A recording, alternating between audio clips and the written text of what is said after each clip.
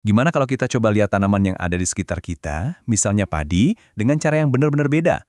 Bukan cuma sebagai tumbuhan, tapi sebagai sesuatu yang jauh lebih canggih. Coba dibayangin, tanaman padi ini bukan lagi sekedar tanaman biasa. Anggap ini sebuah mesin biologis berteknologi tinggi. Dirancang dengan presisi buat satu tujuan, produksi. Dia punya perangkat keras yang terintegrasi.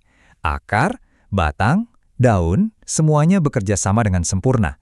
Setiap mesin canggih kan butuh operating system buat jalan, ya kan? Program inti yang ngatur semuanya. Nah, pertanyaannya, apa OS untuk mesin biologis super canggih ini?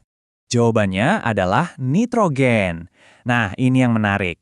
Nitrogen itu bukan cuma sekedar vitamin atau suplemen tambahan. Bukan, dia itu core drivernya, bahan bakarnya. Tanpa nitrogen, mesinnya mungkin ada, tapi ya cuma jadi pajangan, nggak akan pernah bisa nyala. Nitrogen inilah sistem operasi yang menjalankan semuanya.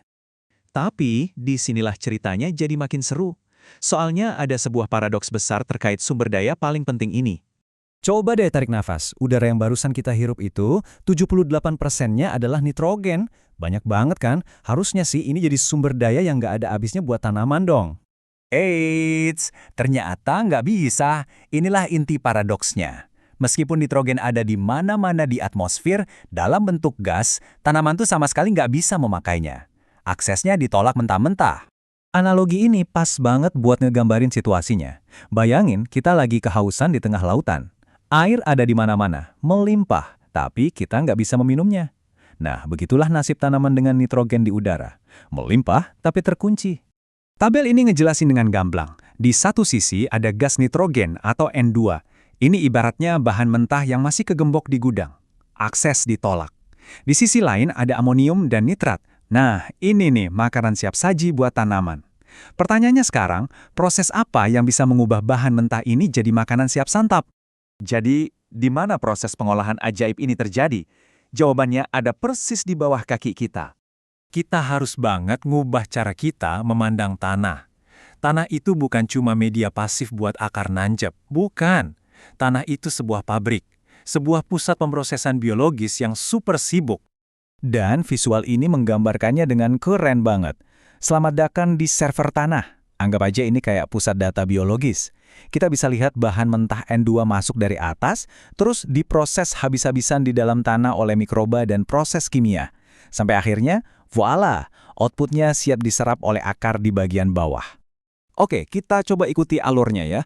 Langkah pertama, input, di mana gas N2 yang terkunci dari udara ditarik masuk ke sistem. Langkah kedua, proses, di mana pasukan mikroba di dalam server tanah ini kerja keras mengubahnya. Dan langkah ketiga, output, di mana hasil akhirnya amonium dan nitrat siap disajikan sebagai bahan bakar untuk tanaman.